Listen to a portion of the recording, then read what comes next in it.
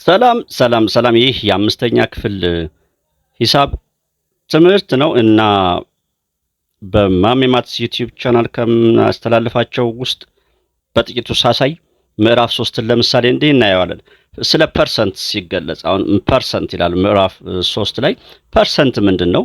ፐርሰንትን ከመማራቸው በፊት ተማሪዎች ይህን ጽንሰ ሐሳብ ማወቅ ይኖርባቸዋል። ይህን ጽንሰ ሐሳብ ሲያውቁ ለምዕራፉ ያላቸው ጉጉት እየጨመረ ይላል። ይህን ምዕራፍ ከጨረሱ በኋላ ሊያገኙ የሚችሉ ጥቅሞችን በመጀመሪያ አስቀምጥላቸዋለሁ። የምዕራፉን የመማር ውጤት ይለዋል ወይንም ደግሞ ማለት ነው። ተማሪዎች ይህን ትምህርት ካጠናቀቁ በኋላ ፐርሰንት የሚለውን ጽንሰ ሐሳብ ይገነዘባሉ። ክፍልፋይ ቁጥሮችን በፐርሰንት በመቶኛ መግለጽን ያውቃሉ ወይም ይችላሉ። አንድ ቁጥር ለሌላ ቁጥር በፐርሰንት ስንት እንደሆነ የሚገለጽበትን መንገድ ማለት ነው። አንድ በፐርሰንት የሚገለጹ ቃላት ፕሮብሌሞችን መፍታት ይችላሉ። ለምሳሌ በዚህ ምዕራፍ ውስጥ ዋና ቃል የምንለው ፐርሰንትን ነው። እንግዲህ ፐርሰንት ላይ እናጠነጥናለን ማለት ነው። ለምሳሌ ብዬ ነበር ያቆምኩት አይደል? ለምሳሌ በዚህ በመግቢያ ላይ እንደተገለጸው እዚህ ላይ እንዳለ ስላስታወስኩ ነው። በዕለት ተዕለት ኑሮ ውስጥ የትምህርት ውጤታችንን ለምሳሌ መጨረሻ ላይ ካርድ በምንቀበልበት ጊዜ የሚቀመጥልን ውጤት በፐርሰንት ነው።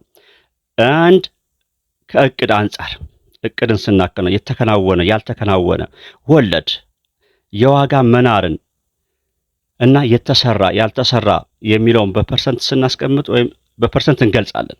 ፐርሰንት እጅግ ጠቃሚ መግለጫ መንገድ ነው። ፐርሰንት ለምሳሌ ባጭሩ ስገልጽላችሁ እንዴት ይገለጻል መሰላችሁ? በአንድ ከተማ ውስጥ የሚኖር የህዝብ ብዛትና በሌላ ከተማ ውስጥ የሚኖር የህዝብ ብዛት እኩል አይደለም። ነገር ግን ይህኛው ከተማ ከዚህኛው ከተማ የተሻለ ሰርቷል ብለን ስንገልጽ ከቁጥራቸው በቁጥር ደረጃ ከሄድን ብዙ የህዝብ ብዛት ወይም ብዙ ቴክኖሎጂ የተከማቸበት ቦታ ብዙ ይጠበቃል። ነገር ግን እኩል የሆነ መጠን ሰርተው እኩል ናቸው አንላቸውም።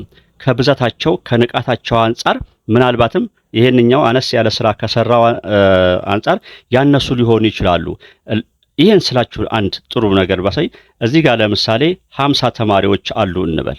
እዚህ ጋር ደግሞ አንድ ክላስ ውስጥ 25 ተማሪዎች አሉ እንበልና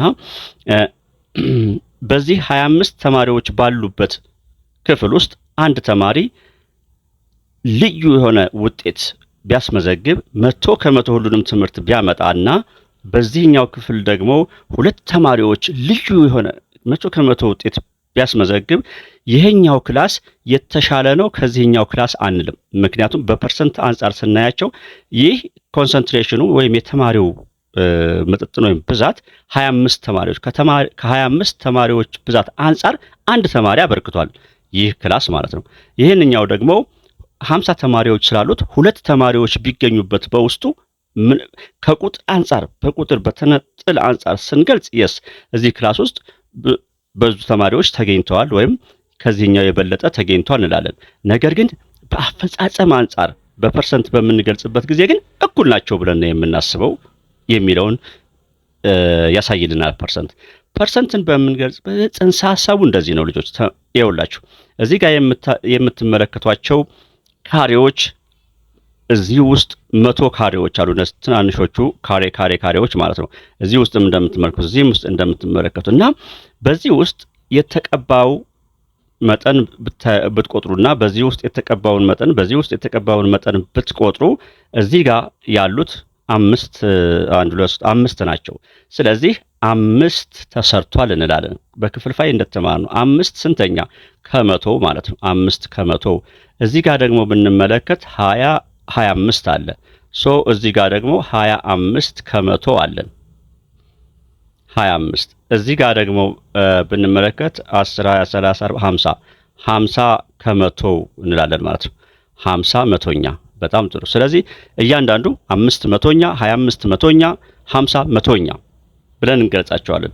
የተሻለ ውጤት የትኛው ነው እንደምታዩትና እንግዲህ አሁን ልጆች 10ኛ ማለት መቶኛ ማለት ሺኛ ማለት ምን ማለት እንደሆነ እዚህ ጋር እየጠየቀን ነው ወይም እያብራራልን ነው ያለው። እንደምትመለከቱት አስረኛ ማለት አንድ ቁጥር ቆጣሪው ሀ ኦቨር ለ ይህ ከላይ በኩል ያለው ጠሪ ሲባል ይህ ከታች ያለው ደግሞ ቆጣሪ ይባላል እና ቆጣሪው የለ ቦታ ላይ የሚቀመጠው ቁጥር 10 ከሆነ አስረኛ ይባላል። 100 ከሆነ መቶኛ ክፍልፋይ በመባል ይገለጻል ነው የሚላችሁ። ቁጥር ኦቨር መቶኛ ካለ ያው 50 መቶኛ ማለት ከማን ጋር እኩል ይሆናል? 50% 50% ብለን እንገልጻለን ነው። እዚህ ጋር ማስታወሻ ላይ እንደምናየው 100ኛ ማለት 1% ማለት ነው። ያ በምልክትም ስንገልጽ 1% ማለት ይቻትና ይቺ የፐርሰንት ምልክት ትሆናለች ማለት ነው።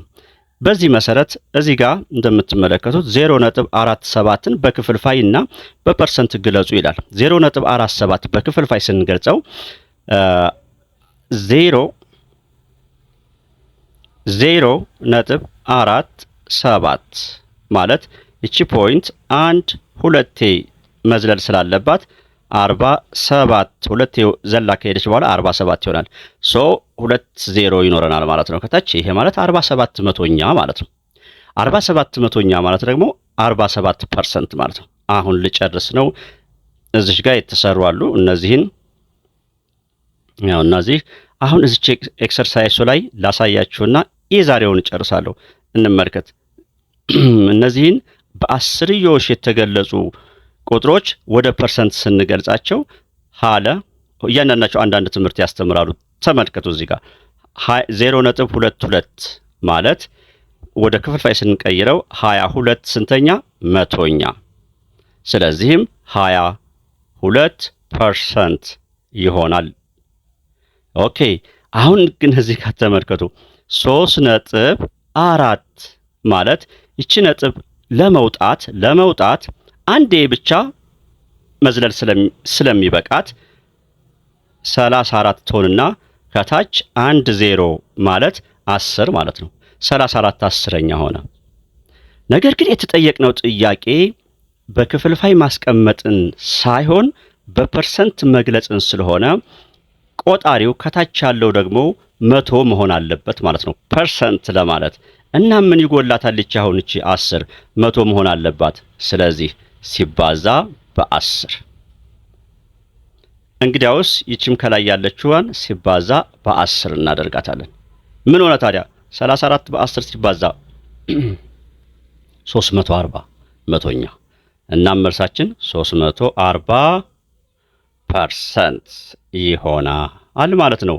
እንምጣ እዚህ ጋር ሐመርሃ ላይ ተመልከቱ። ሐመርሃ ደግሞ 0.324 ትላለች። ይችን በፐርሰንት ስንገልጻት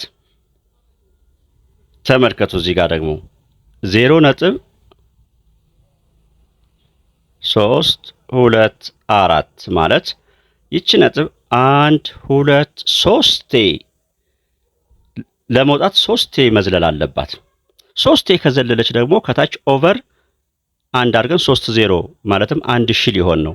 1000 ደግሞ በመቶኛ ሲገለጽ 1000 አይደለም የሚሆነው። እናስ መፍትሄው ምንድነው? ይቺን ነጥብ ሁለቴ ብቻ ዘልለን ምን እንላታለን ማለት ነው? 32.4 መቶኛ እንላታለን ማለት ነው። ከዚህ በኋላ 32.4% ይሆናል። እንቀጥል። መና የመጨረሻ 0.08 ማለት 2 ስትዘል በቃ ትወጣለች ማለት ነው።